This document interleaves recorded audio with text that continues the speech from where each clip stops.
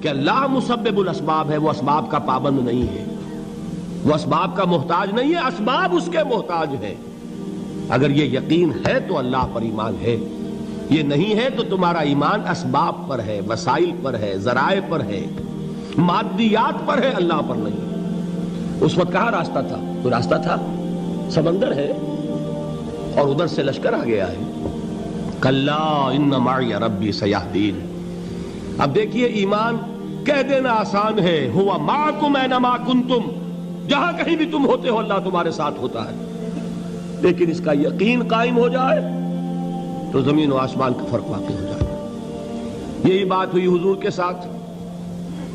غار ہے، چھپے ہوئے ہیں محمد الرسول اللہ اور آپ کے وہ یار غار ابو بکر صدیق رضی اللہ تعالی عنہ۔ اقبال نے حضرت ابو بکر کی شان میں چند اشعار کہے صرف، لیکن واقعہ یہ ہے کہ بھاری بھاری نظموں پر اور قصیدوں پر بھاری ہے، طویل ترین نظمیں اور قصیدے ہوں ان پر بھاری ہے۔ ہمتیں ابو بکر کی ہمت جو ہے، کشت ملت را جو ابر، جیسے بارش سے کھیتی اپجتی ہے، ابو بکر کی ہمت اور عزیمت اس امت کو اسی طرح سینچنے والی ہے۔ ثانیے اسلام و غار و بدر و قبر، وہ دوسرے تھے اسلام میں، دوسرے پہلے کون تھے؟ انا اول المومنین، حضور فرماتے ہیں سب سے پہلا ایمان لانے والا میں، دوسرے ابو بکر۔ ویسے ہمارے ہاں یہ چلتا ہے اختلاف، حضرت علی پہلے ہیں کہ حضرت ابو بکر پہلے ہیں، لیکن اس میں بڑی خوبصورت تطبیق قائم کی ہے علماء نے اور بہت صحیح ہے۔ چار کے بارے میں فیصلہ ہی مت کرو کہ کون پہلے ہے، ان کی ایک عجیب تقسیم کر دی ہے۔ آزاد مردوں میں، بالغ مردوں میں سب سے پہلے ابو بکر، بچوں میں سب سے پہلے علی، خواتین میں سب سے پہلے خدیجہ، اور غلاموں میں سب سے پہلے زید ابن حارثہ۔ بڑی پیاری تقسیم ہے، یہ چاروں ہی پہلے ہیں، ہر ایک کے لیے اولیت ہے۔ اور واقعہ یہ ہے کہ اگر زمانی اعتبار سے تعین ہوگا تو پہلے خدیجۃ الکبریٰ آئیں گی رضی اللہ تعالی عنہ۔ کسی اور سے بات کرنے کی نوبت بعد میں آ سکتی ہے، پہلے تو اہلیہ محترمہ سے بات ہوئی، آتے ہی پہلی وحی ہوئی ہے، ابھی تبلیغ کا حکم نہیں تھا۔ کس کو بتایا واقعہ؟ ابھی اپنی نبوت کی تبلیغ کا تو حکم ہی نہیں آیا۔ واقعہ کس کا ہے؟ وہ خدیجہ کا ہے۔ جب کہا ہے کہ خشیت علی نفسی، مجھے اپنی جان کا اندیشہ ہے، تو کیا جواب دیا خدیجہ نے رضی اللہ تعالی عنہا؟ وہ صدیقۃ الکبریٰ ہے۔ صدیقات جو ہیں خواتین، ان میں چوٹی پر خدیجۃ الکبریٰ ہے رضی اللہ تعالی عنہا، اور صدیق جو مرد ہیں ان میں صدیق اکبر ہے ابو بکر صدیق رضی اللہ تعالی عنہ، لیکن صدیقات میں چوٹی پر۔ جب حضور نے فرمایا خشیت علی نفسی، کیا فرمایا؟ کیا عرض کیا؟ کیسے تسلی دی؟ نہیں نہیں، اللہ آپ کو ضائع نہیں کرے گا، آپ غریبوں کے ہمدرد ہیں، آپ مساکین کے تکالیف رفع کرنے والے ہیں، آپ بیواؤں کی سرپرستی کرتے ہیں، آپ مسافروں کی خدمت کرتے ہیں، اللہ آپ کو ضائع نہیں کرے گا۔ یہ یقین ہے اس خاتون کے اندر۔ خیر وہ ایک علیحدہ بات ہو جائے گی۔ میرے دل پر حضرت خدیجہ رضی اللہ تعالیٰ عنہ کی شخصیت کا بڑا گہرا نقش ہے، جو وہ کوئی اور ہی وقت اور موقع ہوا تو بیان ہوگا۔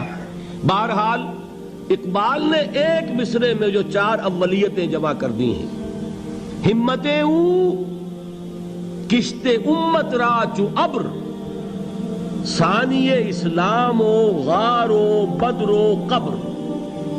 اسلام میں حضور کے بعد پہلے کون؟ ابو بکر۔ غار میں حضور کے ساتھ کون؟ ابو بکر۔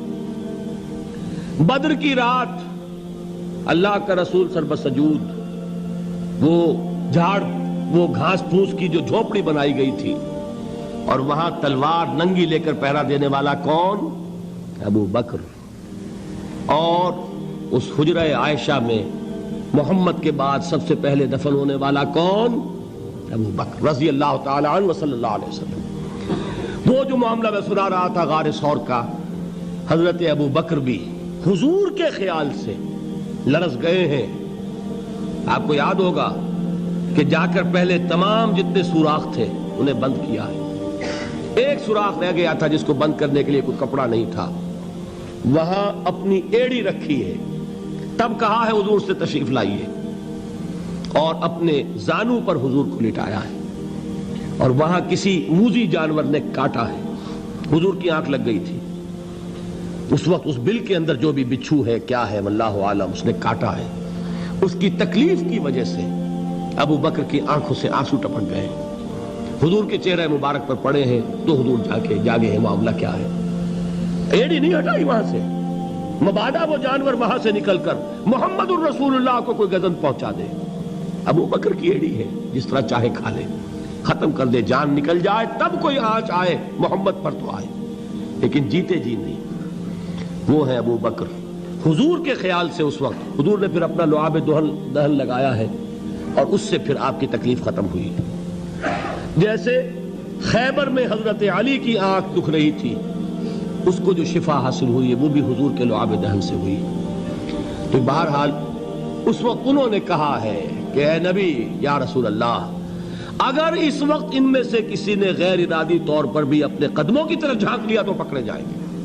کیا جواب تھا اللہ کے رسول کا؟ لا تحزن ان اللہ معنا, اللہ ہمارے ساتھ ہے, کیوں گھبراتے ہو ابو بکر. یہ ہے ایمان باللہ, میرا مالک اللہ, میرا رازق اللہ, میرا محافظ اللہ, میرا مددگار اللہ, میرا پشت پناہ اللہ, میرا دوست اللہ.